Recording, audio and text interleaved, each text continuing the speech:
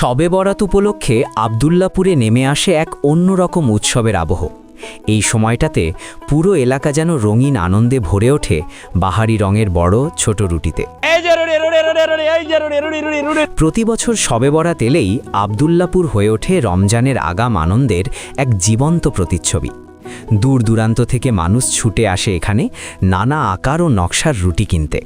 কোথাও গোল, কোথাও ফুলের নকশা, আবার কোথাও বড় আকৃতির রুটি। সব মিলিয়ে এক মন কাড়া দৃশ্য। শুধু কেনা বেচা নয়, এই রুটিকে ঘিরেই গড়ে উঠেছে ভালোবাসা আর সৌহার্দ্যের বন্ধন।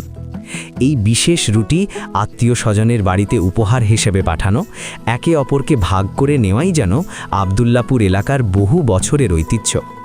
শবে বরাতের পবিত্রতা আর আসন্ন রমজানের আনন্দ, দুটো মিলিয়েই এই রুটি হয়ে ওঠে সম্পর্কের উষ্ণতা ও ধর্মীয় আবহের প্রতীক।